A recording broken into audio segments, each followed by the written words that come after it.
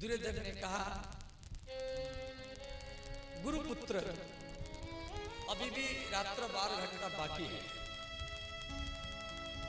तो दुर्योधन के जान से जो खून निकल रहा था, दुर्योधन उसी खून से अश्वत्थामा का तिलक किया और अश्वत्थामा पांडवों को मारने के लिए जा रहा है। रात का समय है। भगवान कृष्ण पांडवों को बोले, पांडवों, दुर्योधन मरने वाला है, आप लोग जीत चुके हैं, महाभारत युद्ध आप जीत चुके हैं, चलो गंगा नहा कर आएंगे। तो भगवान कृष्ण हरियाणा से हरिद्वार पांडवों को लेके गए गंगा नहाने के लिए। देवी द्रौपदी शिविर में है। पांडवों के 5 बच्चे हैं, वो भी युवक थे। जो द्रौपदी के 5 पुत्र थे, द्रौपदी के तो 5 पति है और 5 पतियों से द्रौपदी को 5 पुत्र भी मिला था और वो भी युवक थे, जवान थे। तो द्रौपदी मैंने विचार की, मेरे पति भगवान के साथ गंगा नहाने के लिए हरिद्वार गए हैं और 5 बच्चों को मैं इसी जगह में सुला दूंगी। तो 5 बच्चों को सुला दिया। रात का समय, इधर अश्वत्थामा आया है पांडवों को मारने के लिए। एक पेड़ के नीचे बैठ कर सोच रहा है कैसे मारूं, और उसी पेड़ के ऊपर 1000 कौवा बैठे और एक उल्लू वो कौवा को मार रहा है। दिन में कौवा उल्लू को मारता है और रात में उल्लू कौवा को मारता है। तो उल्लू को एक गुरु बनाया है। तो मन में सोचा, यदि एक उल्लू 1000 कौवा को मार सकता है, मैं भी अकेला हूं, मैं भी मार सकता हूं। तो अश्वत्थामा उल्लू को गुरु मान करके और पांडव शिविर के ऊपर अग्निबाण प्रयोग किया। तो पांडव शिविर में आग लग गया। इधर अश्वत्थामा उस शिविर में घुसा। पांडवों के जो 5 पुत्र थे, ये सोचा यही पांडव है, तो उनका मस्तक काट लिया और रात में लाकर के दुर्योधन को दिया। का महाराज, ये आपके शत्रु का मस्तक है और लीजिए। दुर्योधन खुश हो गया। जिस काम को पितामह भीष्म गुरु द्रोणाचार्य करना कोई भी कर नहीं पाया, कि रात में कर दिया। तो दुर्योधन ने कहा, गुरुपुत्र, इसमें जो भीम का मस्तक है मुझे दो। वो भीम का मस्तक नहीं था, भीम के पुत्र का था। अब भीम जैसा उसका बेटा जैसा। दुर्योधन जब उसको दबाया तो उसका मस्तक चूर-चूर हो गया। दुर्योधन समझ गया ये पांडवों का मस्तक नहीं है, पांडवों के बच्चों का मस्तक है। तो दुर्योधन को बड़ा दुख हुआ। दुर्योधन मन में सोचा, अब मेरा वंश में कोई नहीं रहा जो हमको पिंडदान करे। उस समय दुर्योधन का मृत्यु हुआ। इधर द्रौपदी रो रहे और उधर पांडव श्री कृष्ण के साथ गंगा नहा करके द्रौपदी के पास में आए। द्रौपदी कृष्ण और अर्जुन के चरण में प्रणाम करके रोने लगी और बोली, हे भगवान, यदि आप होते तो आज मेरे पुत्र का मृत्यु नहीं होता। अर्जुन देखा 5 बच्चों का मस्तक नहीं है। अर्जुन कृष्ण को कहा, हे द्वारिकानाथ, ये तो जघन्य महापाप का काम है। स्वयं ये 5 बच्चों का मस्तक काट करके ले गया, ये किसका काम है? भगवान कृष्ण बोले, मित्र, ये अश्वत्थामा का काम है। अर्जुन रथ में कृष्ण को बैठाए और अश्वत्थामा को मारने के लिए अश्वत्थामा का पीछा किया। इधर अश्वत्थामा भी भयभीत होकर भाग गया। अश्वत्थामा देखा मैं बच नहीं सकता। अश्वत्थामा ने क्या किया, अर्जुन के ऊपर ब्रह्म अस्त्र प्रहार किया तो अर्जुन, एक तो अर्जुन को पुत्र का वियोग था, दूसरे में ब्रह्मास्त्र आ रहा है उसको मारने के लिए, तो अर्जुन रथ से नीचे गिर गए। अर्जुन रथ से नीचे गिर गए, उनको दिखाई नहीं दिया। भगवान कृष्ण रथ में बैठे हैं, अर्जुन नीचे है। भगवान कृष्ण बार बार करे, मित्र उठो उठो, यह अशुष्टमा का ब्रह्मास्त्र है और आपके पास नहीं ब्रह्मास्त्र है और आप जल्दी छोड़ो। तो अर्जुन कह रहा है, कृष्ण कृष्ण महाबाहो भक्तानां अभयंकरः तुमहि कदह्यमान अपवर्गुषी संस्कृते। अर्जुन जमीन पर गिरे हुए हैं। भगवान बार बार कह रहे हैं, मित्र उठो, और अर्जुन कह रहा है, हे द्वारिकानाथ, हे वैकुंठनाथ, आपका हाथ कहां है? कृष्ण कृष्ण महाबाहो, महाबाहो माने दोनों भुजा। यहां पर अर्जुन कृष्ण के भुजा को देख रहा है और बार बार कह रहा है, गोविंद मुझे दिखाई दे नहीं रहा, आपका दोनों हाथ कहां है और मुझे अपने हाथ में उठा लीजिए। तो भगवान कृष्ण का हृदय पिघल गया, मेरा मित्र मेरा हाथ को ढूंढ रहा है। भगवान कृष्ण तुरंत कूद गए और अर्जुन के दोनों भुजा को पकड़ करके उठाए और अर्जुन को अपनी छाती में चिपकाए। भगवान कृष्ण बोले, मित्र रो मत, मैं आपके पास हूं। देखो, समाज में कोई बुरे व्यक्ति या कोई वृद्धा माता मान लो गिर गया, रास्ता में गिर गया, लाटिन में गिर गया, सीढ़ी में गिर गया, और उस समय उसको कोई पकड़ लेता है या कोई उठा लेता है, और वह वृद्ध व्यक्ति, वो वृद्धा व्यक्ति, और उस समय माने वो हाथ उसको जिंदगी भर याद रहता है, ये फलाने व्यक्ति मुझे गिरे हुए अवस्था से उठाया, और उस समय उसका जो आशीर्वाद जो मिलता है, और वो आशीर्वाद वो व्यक्ति को भगवान तक ही पहुंचा देता है। कृष्ण कृष्ण महाबाहो भक्तानां अभयंकरः। तो श्री भगवान कृष्ण अर्जुन को बोले, मित्र आपके पास में ब्रह्मास्त्र है और आप ब्रह्मास्त्र उठाओ और जल्दी छोड़ो। अर्जुन क्या किए, अपना ब्रह्मास्त्र चला दिया। दोनों ब्रह्मास्त्र आकाश में टकराने के लिए जा रहा है। इधर भगवान वेदव्यास भागवत लिख रहे, अब लिखन नहीं चला, व्यास जी तुरंत आकाश में और दोनों ब्रह्मास्त्र के सामने जाकर खड़े हुए। तो ब्रह्मास्त्र जो होता है वो अच्छा ब्राह्मण हो, त्रिकाल संध्या बंदन करने वाला, हवन करने वाला, गायत्री मंत्र जप करने वाला ब्राह्मण के ऊपर ये ब्रह्मास्त्र काम नहीं करता है। तो व्यास जी दोनों ब्रह्मास्त्र के सामने जाकर खड़े हो गए और बोले, अपना अपना ब्रह्मास्त्र को वापस बुलाओ। तो अर्जुन तो वापस किया, परंतु अशस्त्र वापस कर नहीं पाया। तो व्यास जी अर्जुन को बोले, आप दोनों ब्रह्मास्त्र को वापस करो। तो अर्जुन दोनों ब्रह्मास्त्र वापस किया। उसके बाद अर्जुन क्या किया, अशस्त्र को बांध दिया, रस्सी से बांध दिया और रथ में लेकर के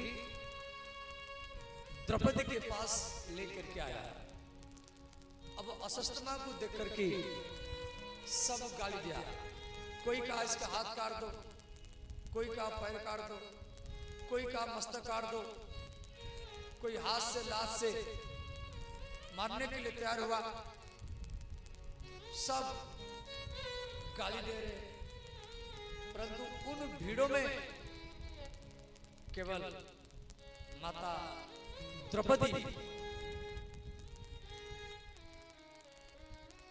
वो अशस्त्मा के चरण में जाकर के प्रणाम किया। भागवत में दिया गया है, निरीक्ष्य कृष्णा अपकृतम गुरुसुतम वाम स्वभावा कृपया ननाम च। श्री द्रौपदी अशस्त्मा के चरण में प्रणाम किया। सब लोग अशस्त्मा को गाली दे रहे हैं, परंतु द्रौपदी अशस्त्मा के चरण में प्रणाम करके अर्जुन को बोली, स्वामी ये गुरुपुत्र है, ये गुरु द्रोणाचार्य का बेटा है। जो गुरु द्रोणाचार्य आपको ब्रह्मास्त्र भेजने का ज्ञान और ब्रह्मास्त्र वापस बुलाने का ज्ञान बताया, और वही गुरु द्रोणाचार्य अपने बेटा को अशस्त्मा को ब्रह्मास्त्र भेजने का ज्ञान तो बताए, परंतु वापस बुलाने का ज्ञान नहीं बताया। अब इस अनुमान करो, गुरु द्रोणाचार्य अपने बेटा से आपको ज्यादा प्रेम करते थे, इसलिए तो ब्रह्मास्त्र वापस बुलाने का ज्ञान बताया, परंतु अपने बेटा को नहीं बताया। और महाभारत युद्ध में गुरु द्रोणाचार्य का मृत्यु हो चुका है, और ये गुरु का पुत्र है। गुरु का पुत्र भी गुरु के समान होता है। मुच्यता मुच्यता ब्राह्मणो नितरा गुरु। ये ब्राह्मण है, गुरु पुत्र है। मुच्यता, इसको खोल दीजिए, खोल दीजिए। इसको जल पिलाना चाहिए, माला पहनाना चाहिए, चरण धोना चाहिए, और आप इसको बांध करके लाए। धर्मराज युधिष्ठिर वहां पर बैठे थे। युधिष्ठिर महाराज बोले, भैया अर्जुन द्रौपदी जो करे ठीक करे, इसको छोड़ देना चाहिए। वहां पर भीम भी बैठे थे। भीम ने कहा, नहीं नहीं, इसको छोड़ना नहीं चाहिए, इसका मस्तक काट देना चाहिए। अब एक भाई कह रहा है काट दो, एक भाई कह रहा है छोड़ दो। अब अर्जुन कृष्ण को देखे, बोले गोविंद अब मैं क्या करूंगा। भगवान कृष्ण बोले, मित्र समाज में कोई साधु संत ब्राह्मण मान लो कुछ गलत काम किया है, तो उसका मस्तक कभी काटना नहीं चाहिए। उसको सबके बीच में खड़ा करके उसको बेइज्जत कर दिया जाए, उसको इज्जत लूट लिया जाए, इज्जत को लूट लिया जाए, और यही उसके लिए मृत्युदंड ही माना जाएगा। तो अशस्त्मा के सिर पर एक जन्मजात मणि था। अर्जुन वो मणि को निकाल करके, बाल को मुड़वा करके उसको निकाल दिए। अर्जुन चला गया, ये अशस्त्मा चला गया। अशस्त्मा चले जाने के बाद में भी उसके अंदर में एक सोच रहा, जब पांडव मुझे छोड़ दिए, परंतु मैं पांडवों को नहीं छोड़ूंगा, मैं पांडवों को नहीं छोड़ूंगा, मैं किसी ना किसी दिन इनको मारूंगा। अब महाभारत युद्ध समाप्त हो चुका है। महाराज युधिष्ठिर हस्तिनापुर के राजा बने, भीम युवराज बने, और श्री अर्जुन रक्षा मंत्री बने, नकुल सहदेव वो भी अर्थ मंत्री, कोई समाज मंत्री आदि आदि सब बने। हस्तिनापुर का मंत्रिमंडल का विस्तार किया गया। श्री युधिष्ठिर महाराज सबके लिए अलग अलग महल दिए, परंतु युधिष्ठिर महाराज अपने के लिए कोई महल नहीं बनाया। वो बोले, नहीं नहीं, मैं अपने बड़े माता पिता श्री धृतराष्ट्र और गांधारी के पास रहूंगा, उन्हीं का मैं सेवा करूंगा। युधिष्ठिर महाराज को दुख है जे मेरे बड़े पिता के 100 पुत्रों का मृत्यु हुआ, और मेरे बड़े पिता और मेरे बड़ी माता गांधारी अपने पुत्र के वियोग में रोएंगे, और मैं उनका सेवा करूंगा।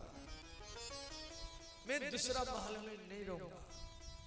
धर्मराज युधिष्ठिर गांधारी का, जो गांधारी अपनी आंखों में पट्टी बांधी थी, जो धृतराष्ट्र महाराज जन्म से अंधे थे, युधिष्ठिर महाराज उनका इतना सेवा किए, धृतराष्ट्र महाराज को एक ज्ञान हो गया, यदि महाभारत युद्ध में मेरे पुत्र दुर्योधन विजय प्राप्त करता, वो इतना सेवा कभी नहीं करता जितना सेवा आज धर्मराज युधिष्ठिर ही कर रहा।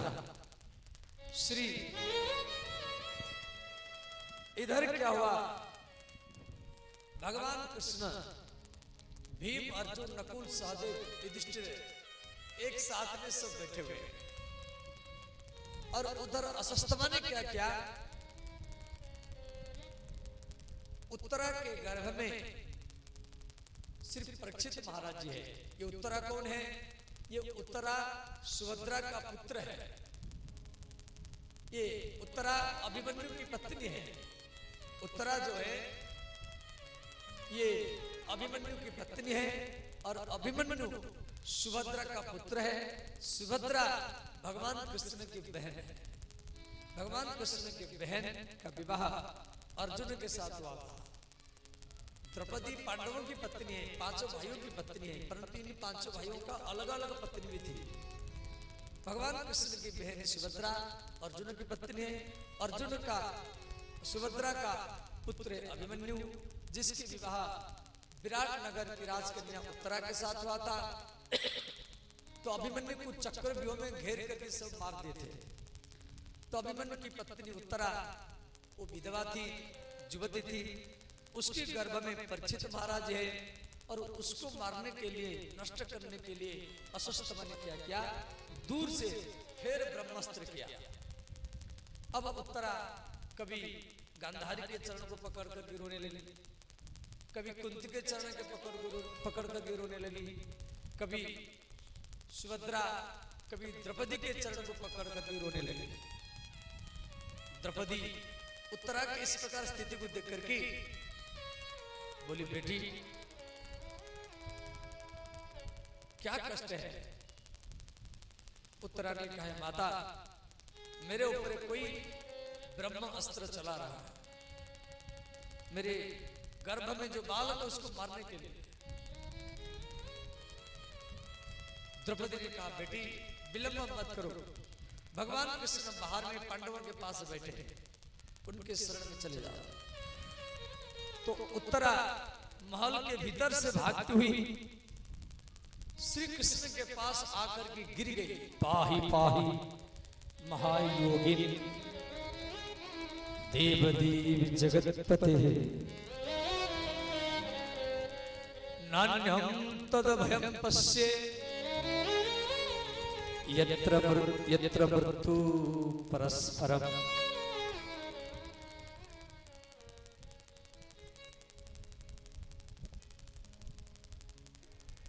पाहि नाथ कही पाहि गोसाई, पाहि नाथ कही पाहि गोसाई, पाहि नाथ कही पाहि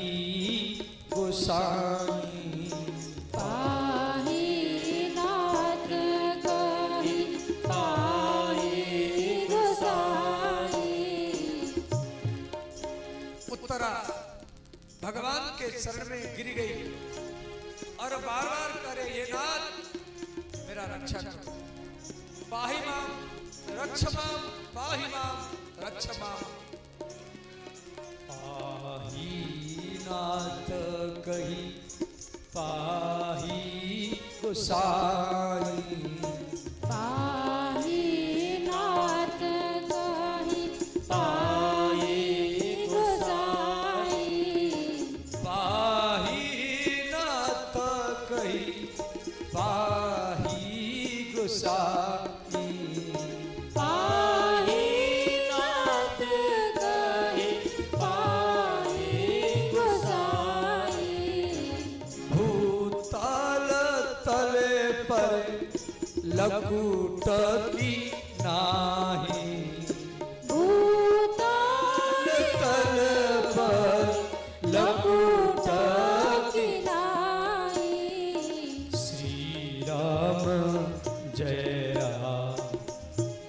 जय राम।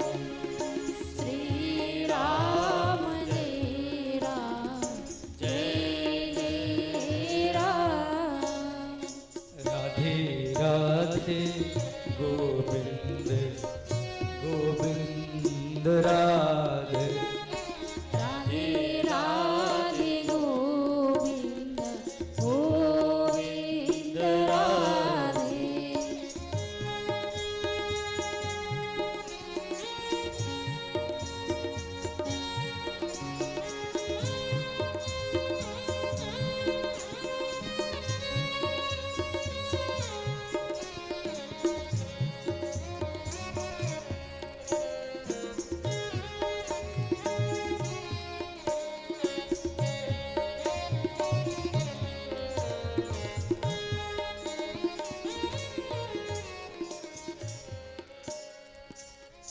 इस प्रकार उत्तरा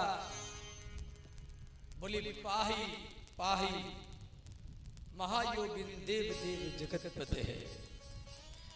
उत्तरा बोली भगवान जिस स्त्री का कोई पति नहीं है उसके पति आप है। यहाँ उत्तरा भगवान को जगतपति कह करके संबोधन किया। पाही पाही महायोगिन देव देव जगतपते है। उत्तरा बोली भगवान यदि मेरे पति जीवित होते तो इसी ब्रह्मास्त्र का सामना करते मुझे बचाते और महाभारत युद्ध में 7 महारथी घेर करके मेरे पति को तड़पा तड़पा करके मार दिया। और मैं एक विधवा स्त्री हूं फिर भी मेरे ऊपर कोई ब्रह्मास्त्र प्रहार किया है। जिस स्त्री का कोई पति नहीं है उसका पति भगवान होते हैं। इसीलिए उत्तरा पाही पाही महायोगिन देव देव जगतपते है। उत्तरा यहाँ भगवान को जगतपति कह करके संबोधन किया। भगवान क्या किए छोटा सा रूप बना करके उत्तरा के घर में प्रवेश किए। वो बालक मर चुका था। भगवान वो बालक को दूसरी बार जीवित किए। इसलिए भगवान का नाम पड़ा उत्तरायण। बोले श्री उत्तरायण भगवान की जय। अब महाभारत युद्ध के बाद में कई महीना बीत चुका है। भगवान कृष्ण कुंती को बोले फुआ अब मैं द्वारिका जाऊंगा। तेरे पुत्र राजा बने अब मुझे द्वारिका जाने दो।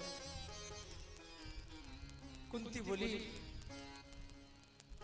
कृष्णाय वासुदेवाय देवकी नंदनाय च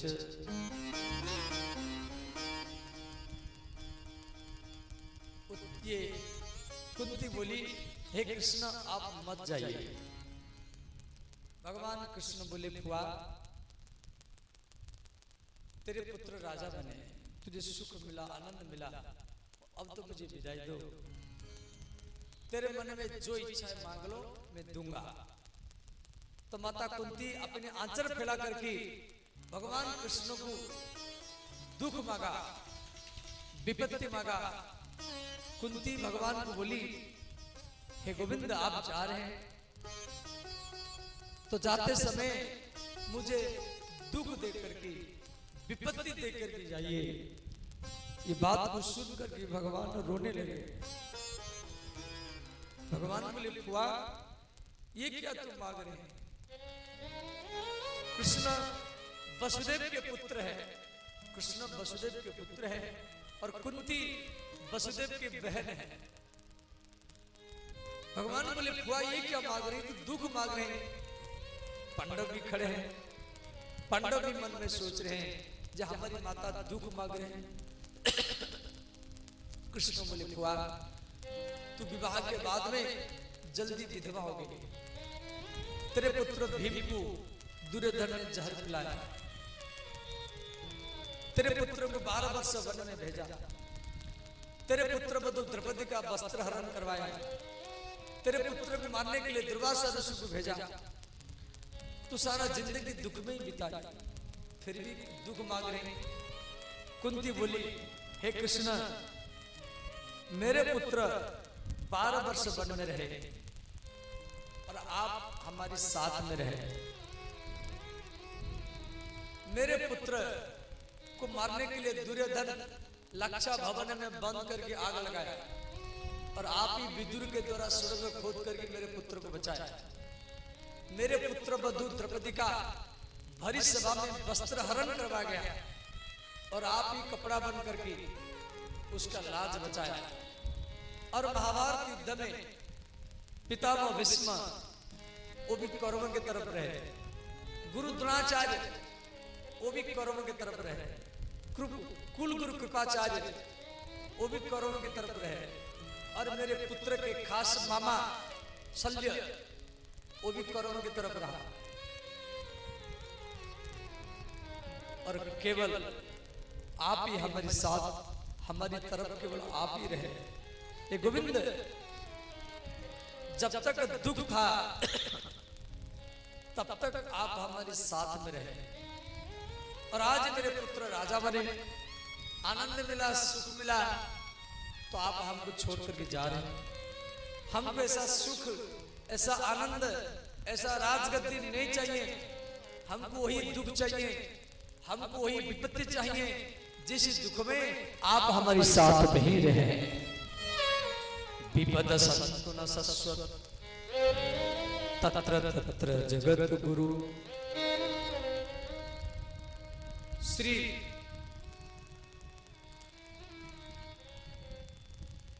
माता कुंती कहने पर भगवान कृष्ण रुक गए।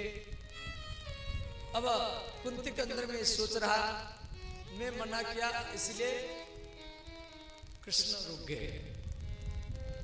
अर्जुन के अंदर में सोचे, मैं मना किया इसलिए रुक गए। द्रौपदी के अंदर में सोचे, मैं मना किया इसलिए रुक गए।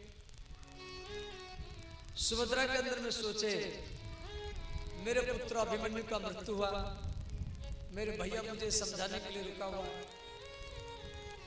उत्तरा के अंदर में सोचे, मेरे गर्भ में कोई बालक है, जब तक ये बालक का जन्म नहीं होगा तब तक कृष्ण रुकेंगे। सबके अंदर में अलग अलग सोच है, परंतु भगवान क्यों रुके हुए हैं ये बात का जानकार किसको नहीं है। महाभारत युद्ध के बाद में युधिष्ठिर महाराज तो राजा बने, परंतु इनको राजगद्दी अच्छा नहीं लगा। युधिष्ठिर महाराज सोचे, भारत में महाभारत युद्ध हुआ और महाभारत युद्ध में लाखों करोड़ व्यक्ति मरे। जो सब मरे उनकी स्त्रियां विधवा हो गई, उनके बच्चे अनाथ हो गए। वो विधवा स्त्रियां अपने पति को ढूंढ रही होगी, वो अनाथ बच्चे अपने पिता को ढूंढ रहे होंगे। इसका कारण मैं हूं। मैं नहीं होता, महाभारत युद्ध नहीं होता, महाभारत युद्ध नहीं होता, बच्चे अनाथ नहीं होते, स्त्रियां विधवा नहीं होती। अब ये सब सोच करके युधिष्ठिर महाराज को रात में नींद नहीं आया। युधिष्ठिर महाराज अपने मन को समझाने के लिए रात में भगवान कृष्ण के महल में गए। भगवान कृष्ण बैठ कर के रो रहे थे। युधिष्ठिर महाराज जाकर के प्रणाम किए, बोले, भगवान आप इस रात में रो रहे हैं, क्या मैं कुछ गलती किया हूं? भगवान बोले, धर्मराज, मुझे गंगा पुत्र भीष्म का याद आ रहा, इसलिए मैं रो रहा। श्री कृष्ण युधिष्ठिर को बोले, धर्मराज, महाभारत युद्ध समाप्त हो चुका है। महाभारत युद्ध में लाखों करोड़ व्यक्ति मरे, हाथी मरे, घोड़ा मरे, ऊंट मरे, चारों तरफ लाश पड़ा हुआ है। सबके मांस को कुत्ते सुगर नोच नोच कर खा रहे हैं। धर्मराज, उन लाश के बीच में गंगा पुत्र भीष्म अभी भी जीवित है। वो बाणों के सया में पड़ा, उसके रोम रोम से खून भरा, उसके ऊपर कभी ओस पड़ता है, कभी धूप पड़ता है, कभी ठंडा पड़ता है, और वो बैठ नहीं सकता, खड़े भी हो नहीं सकता, करवट भी ले नहीं सकता। उसके कष्ट मुझे देखा नहीं जा रहा, इसलिए मुझे रात में नींद नहीं आता है। इतना कहकर कि भगवान कृष्ण वो रोने लगे। धर्मराज युधिष्ठिर सुन करके अचंभा हो गए, बोले केशव, द्वारिकानाथ मेरे पितामह भीष्म अभी भी जीवित है। भगवान कृष्ण बोले धर्मराज, गंगा पुत्र अभी भी जीवित है, उस शरीर त्याग नहीं किया, वो मुझे याद कर रहा है। इतना बोलकर भी भगवान रोने लगे। उधर पितामह भीष्म कभी उनके ऊपर धूप पड़ता है तो माता गंगा अपनी आंचल से उनको छाया करती है, उनको छाया करती है। कभी मक्खी बैठते हैं, गंगा माता पंखा से पंखा करती है, तो माता गंगा विष्णु को बोलती है, पुत्र तुझे मृत्यु मार नहीं सकता, मैं तुझे इच्छा मत दिया, परंतु तेरा कष्ट मुझे देखा नहीं जा रहा, आप इतना कष्ट क्यों सहन कर रहे हैं। पितामह विष्णु बोले, माता मैं एक बार वासुदेव अर्जुन के मित्र कृष्ण का दर्शन करना चाहता हूं, उसके बाद में मैं शरीर त्याग कर दूंगा।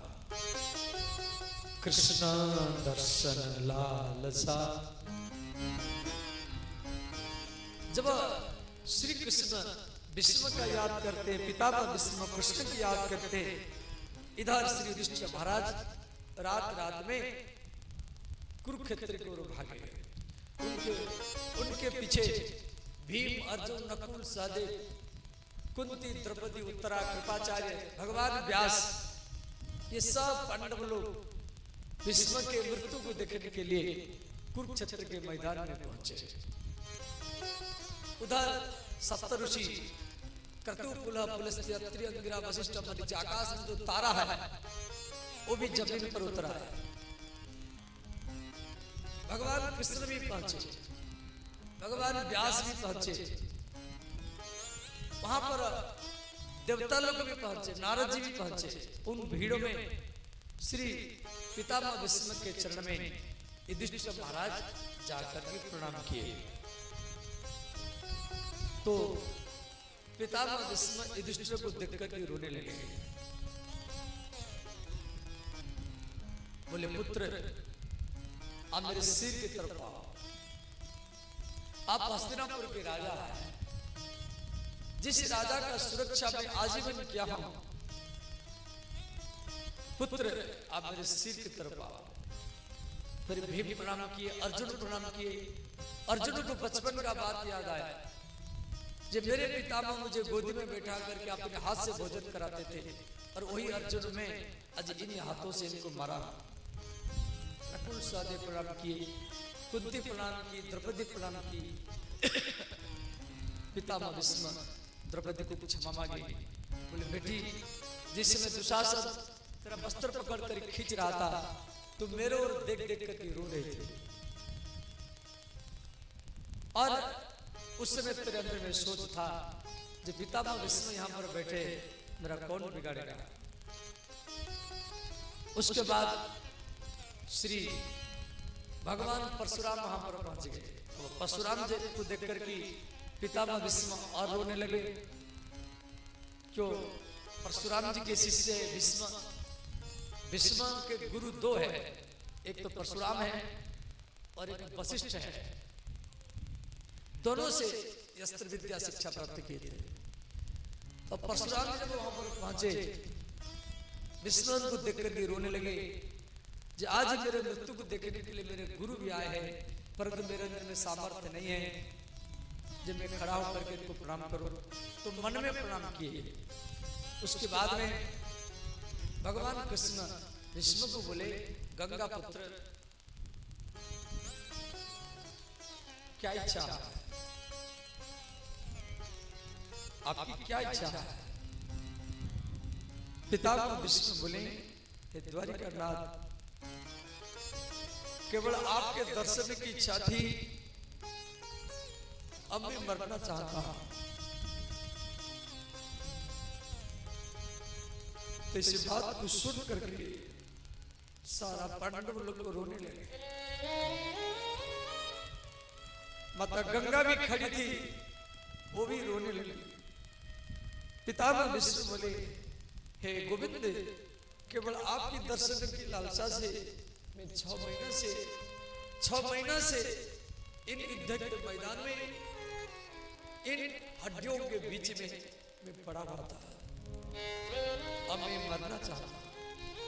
भगवान कृष्ण बोले, युधिष्ठिर को कुछ ज्ञान का संदेश दो। पितामह भीष्म बोले, गोविंद, मुझे कुछ दिखाई दे नहीं रहा,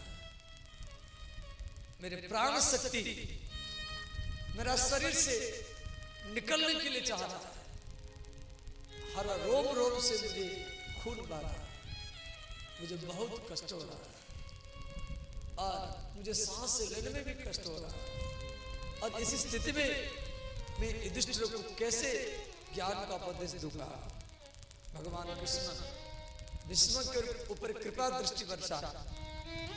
पितामह भीष्म विष्णु सहस्रनाम स्तोत्र से भगवान कृष्ण का स्तुति किए, उनका सारा दर्द चला गया। उसके बाद में पितामह भीष्म युधिष्ठिर महाराज को 56 दिन तक ज्ञान का उपदेश दिए हैं, जो महाभारत में शांति पर्व में दिया गया है और भागवत में एक अध्याय में दिया गया है। युधिष्ठिर महाराज भीष्म को यहाँ पर 5 प्रश्न किए हैं। दान धर्मान राजधर्मान मोक्ष धर्मान विभागसः स्त्री धर्मान भगवत धर्मान समास व्यास युज्यतः। श्री पितामह भीष्म यहाँ पर 5 प्रश्न के उत्तर दिए हैं, ध्यान देना। युधिष्ठिर महाराज 5 प्रश्न किए हैं। पहला प्रश्न है, जे दान धर्म क्या है? देखो, दान करने से धन कभी घटता नहीं है। आप सतपत्र में दान करो तो आपको 1000 गुना मिल जाएगा।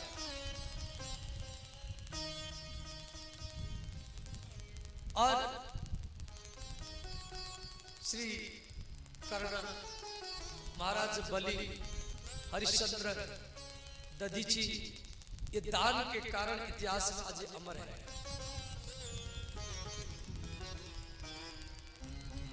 जिस प्रकार नहाने से शरीर शुद्ध होता है, भगवान की कथा सुनने से मन शुद्ध होता है, उसी प्रकार दान करने से धन ही शुद्ध होता है।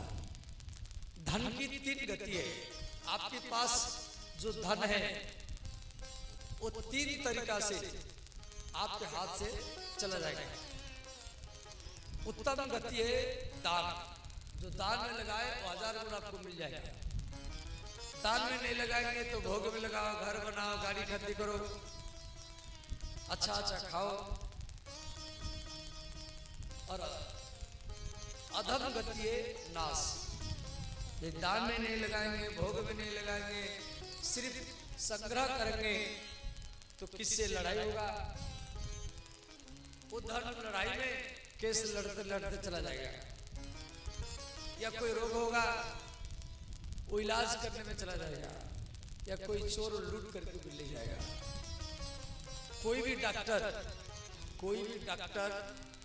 वो भी बिहार जी का पूजा करता है, वो भी शिवलिंग में जल चढ़ाता है और भगवान को यही मानता है कि आज कोई बड़ा रोगी मेरे पास में आया।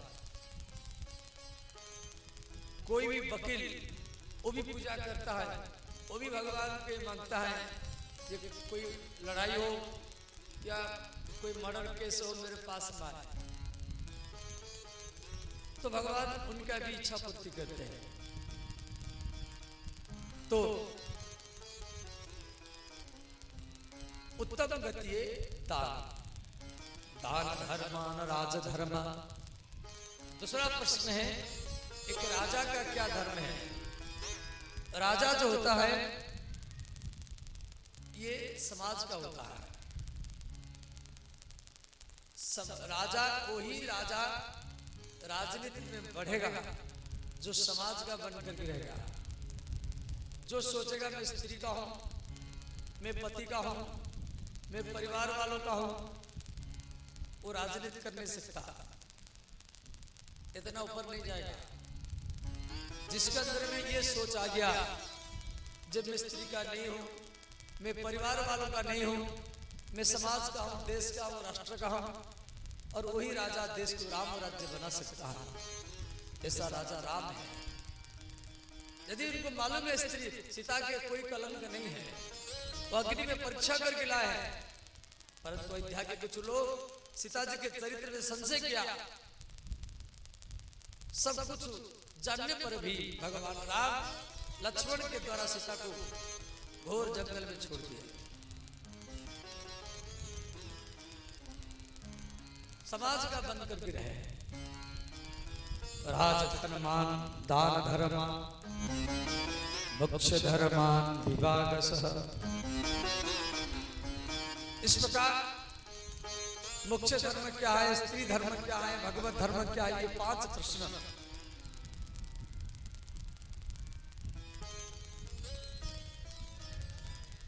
श्री कृष्ण गोविंद हरे मुरारी। हे नाथ नारायण वासुदेव, श्री कृष्ण गोविंद हरे मुरारी। हे नाथ नारायण वासुदेवा, श्री कृष्ण गोविंद हरे मुरारी। हे नाथ नारायण वासुदेव, श्री कृष्ण गोविंद हरे मुरारे। हे नाथ नारायण वासुदेवा, हे नाथ नारायण वासुदेवा। हे नाथ नारायण वासुदेवा, हे नाथ नारायण वासुदेवा। हे नाथ नारायण वासुदेवा, हे नाथ नारायण वासुदेवा। हे नाथ नारायण वासुदेवा, हे नाथ नारायण वासुदेवा। हे नाथ नारायण वासुदेवा, श्री कृष्ण गोविंद हरे मुरारी। हे नाथ नारायण वासुदेवा। श्री कृष्ण गोविंद हरे मुरारे। हे नाथ नारायण वासुदेवा,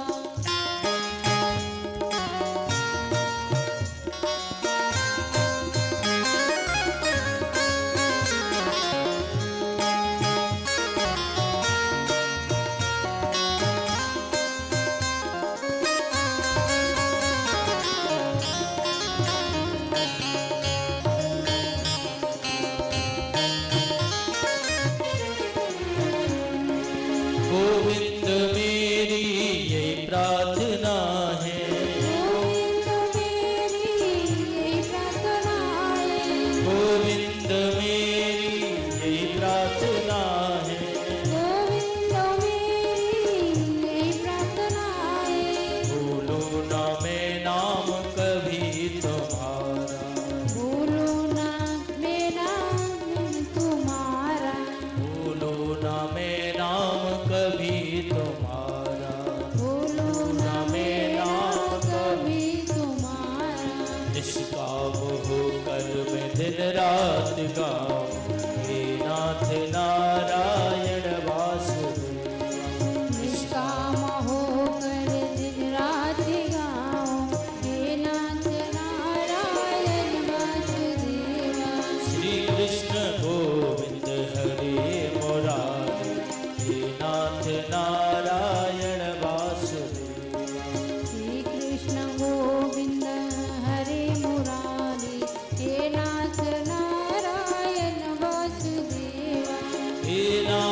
नारायण वासुदेवा हे नाथ नारायण वसुदेवा हे नाथ नारायण वासुदेवा हे नाथ नारायण वसुदेवा हे नाथ नारायण वासुदेवा हे नाथ नारायण वासुदेवा श्री कृष्ण गोविंद हरे मुरारी हे नाथ नारायण वासुदेवा श्री कृष्ण गोविंद हरे मुरारी हे नाथ नारायण वासुदेवा देहांत काले तुम सामने हो देहांत काले तुम सामने हो बंसी बजाते मन को डुबाते बंसी बजाते मन को डुबाते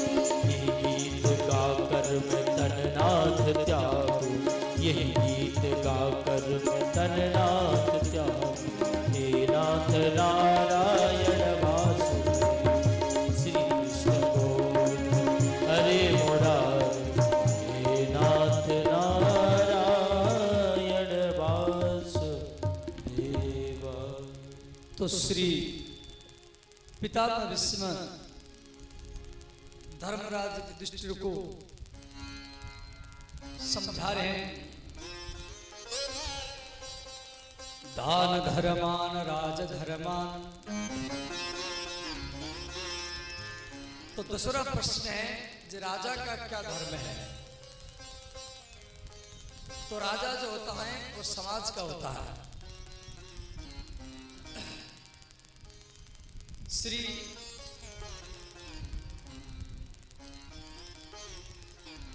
पितामह भीष्म युधिष्ठिर को राम का दृष्टांत दिए, बोले पुत्र युधिष्ठिर आपको राम जैसा राजनीति करना है। और तीसरा प्रश्न है मोक्ष धर्म। मोक्ष माने मोह से मोह और क्षय से क्षय हो जाना, जिसका मोह क्षय हो गया। चौथा है स्त्री धर्म। एक स्त्री का क्या धर्म है? देखो, स्त्री शब्द का अर्थ है स्वधर्मेण पतिम त्रायते इति सा स्त्री। स्त्री के लिए पति का घर ही वैकुंठ है। पति को छोड़ करके स्त्री कहां भी रहेगी उसको दोष माना जाएगा, गलत माना जाएगा। और पति का क्या धर्म है? पति माने पाति इति पति, जो परिवार का पालन पोषण करे वो पति है।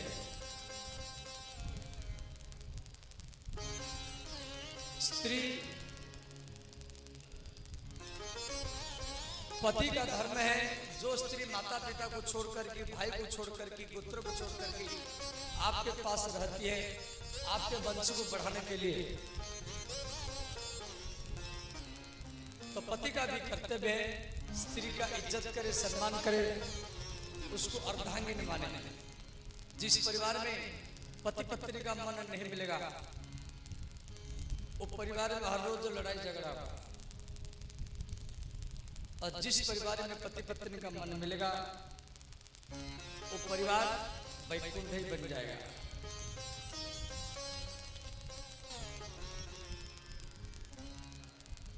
दान धर्मान राज धर्मान मोक्ष धर्मान विभागशः स्त्री धर्मान भगवत धर्मान समास व्यास युज्यतः। भागवत धर्म क्या है? भगवान के भक्त जो होते हैं तीन प्रकार होते हैं। और श्री महेश बाबू आए हैं मथुरा से और इनके धर्म पत्नी भी आई है। इनके लिए भी खूब जोरदार से करताल का स्वागत करें।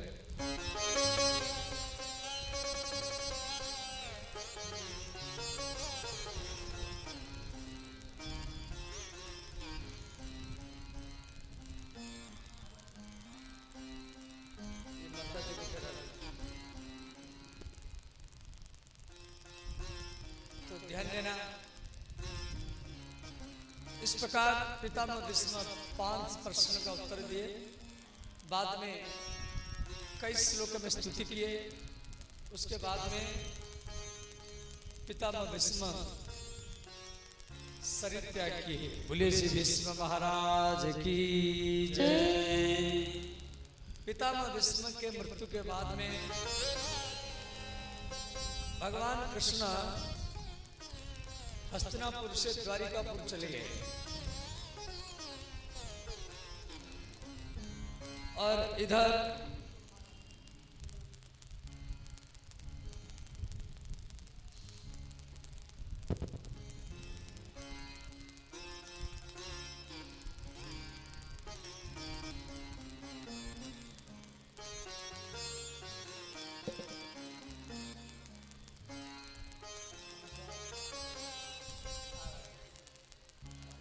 से आए हैं जजमान परिवार, इनको श्री राम लला का चित्रपट देकर स्वागत कर रहे हैं।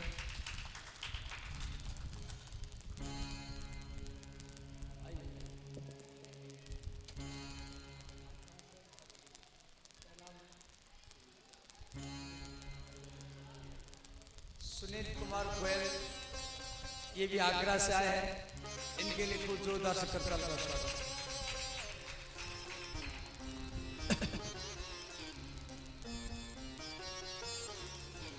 अच्छा ठीक।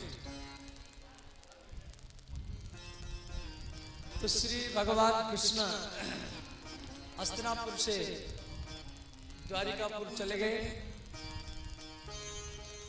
और इधर हस्तिनापुर में उत्तरा के गर्भ से श्री परीक्षित का जन्म हुआ। बोले श्री परीक्षित महाराज की जय। साधारण बालक जन्म लेते तो रोते हैं, तो परीक्षित महाराज रोए नहीं कि चारों तरफ देखने लगे, इसलिए इनका नाम हुआ परीक्षित। फिर इनका जन्म कुंडली बना गया और जन्म कुंडली में ब्राह्मण लोगों लिखे ये राम जैसा धनुर्धारी बनेंगे, इक्ष्वाकु जैसा यशस्वी बनेंगे और हरिश्चंद्र जैसा सत्यवादी बनेंगे और 35 वर्ष उम्र में तक्षक नाग सर्प काटने पर इनका मृत्यु होगा, ये भी लिखा गया। इसी बीच में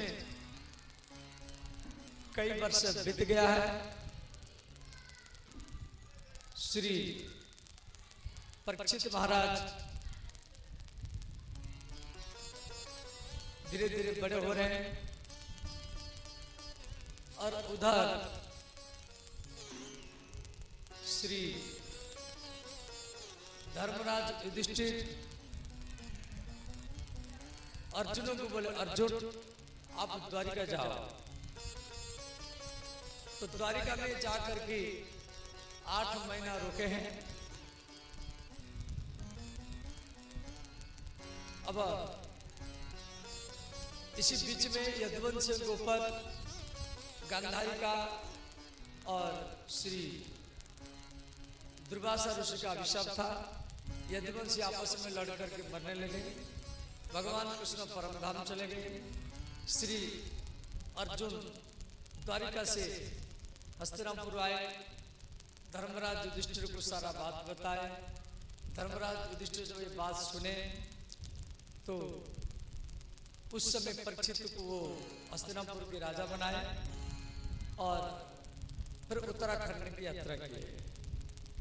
उनके पीछे पीछे भीम, अर्जुन, नकुल, सहदेव और द्रौपदी।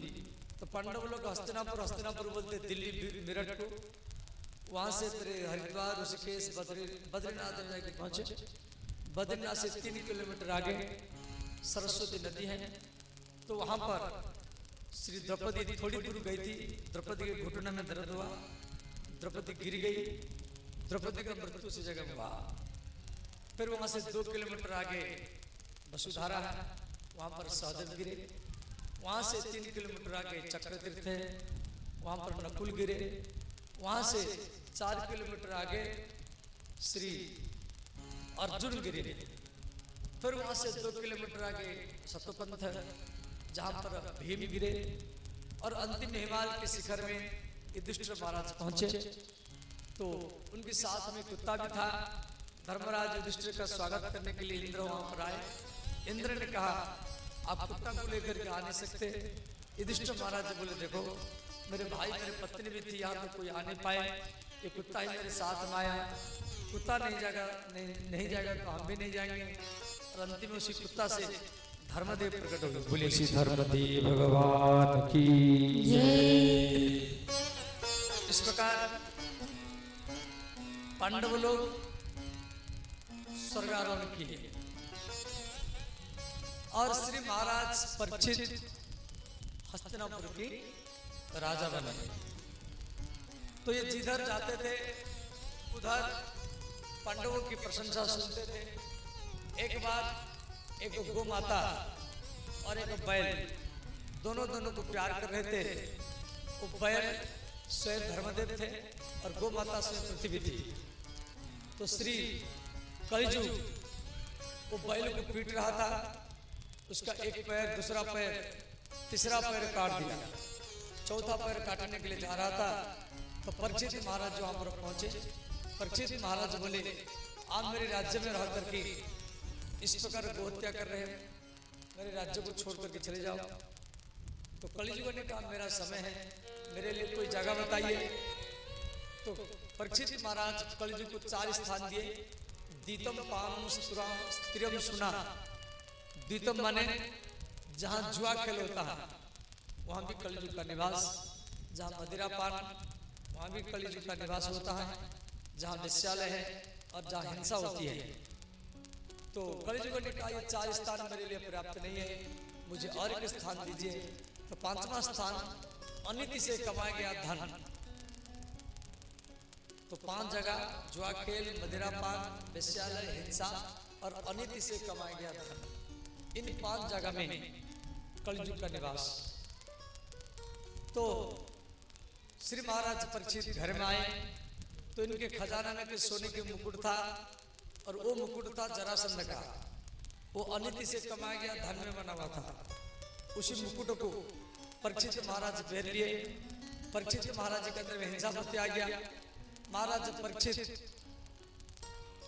शिकार करने के लिए चले गए। तो चारों तरफ ये शिकार करते रहे और भूख प्यास में पीड़ित होकर के समीक मुनि के आश्रम में आए। एक सर्प को मार करके समीक मुनि के गला में लटका दिए और उसके बाद चले गए। तो समीक मुनि के पुत्र श्रृंगी मुनि को मालूम पड़ा। तो श्रृंगी मुनि परीक्षित महाराज को अभिशाप दिया। महाराज श्रृंगी इनके 2 सिंह है, तो इनके सिर पर 2 सिंह था। ये विभांडक मुनि के पुत्र थे और ये अभिशाप दिए। इति लंघित मर्यादा, इति लंघित मर्यादा तक्षकः सप्तमे अहनि दंक्षति स्म कुलंगारा च उदित में तात द्रुह। जो मेरे पिता के गला में सर्प को लटकाया है उसको 7 दिन के अंदर मृत्यु होगा। श्रृंगी मुनि आकर के रोने लगे। समीक मुनि बोले बेटा क्यों रो रहे? श्रृंगी मुनि का ऐसे बात है, महाराज परीक्षित आपके गला में सर्प को लटका के गए हैं, 7 दिन में भीतर उनका मृत्यु होगा। समीक मुनि समझाए, बोले बेटा ये आप गलत क्या है, परीक्षित महाराज को बताओ। श्रृंगी मुनि जाकर बताए, परीक्षित महाराज अपने पुत्र जन्मेजय को राजगद्दी में बैठा करके गंगा के किनारे में पहुंचे। सारा भारत में जितना राजा महाराजा ऋषि मुनि उनके दर्शन करने के लिए। इधर कोई कह रहा है हम बचाएंगे, कोई कह रहा है हमारे पास मंत्र है, कोई कह रहा है हमारे पास जड़ी बूटी है, कोई कह रहा है हवन करो, कथा करो, सत्संग करो, कोई कह रहा है ये इनके जन्म कुंडल में लिखा हुआ है तक्षक नाग के द्वारा इनका मृत्यु होगा, कैसे बचाएंगे। तो उस समय महाराज सुखदेव आ रहे हैं। सुखदेव जी की चारों तरफ बच्चे माता लोग हैं। शिशु तत्रा भगवत भगवान व्यास पुत्रो यदृच्छया गाम अटमान अनपृच्छः अलख्य लिंगो निजलाप तृष्टो वृतस्य बालैरवधूत वेशः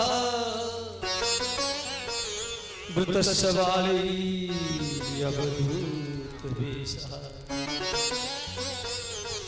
सुखदेव जी आए, बोले सुखदेव भगवान की जय। श्री व्यास नंदन भगवान की जय। परीक्षित महाराज सुखदेव जी के चरण में आकर के प्रणाम किए और प्रश्न किए। अतः पृच्छामि संचिदं योगिनां परम गुरुं पुरुषस्य यत् कार्य निर्माणस्य सर्वतः।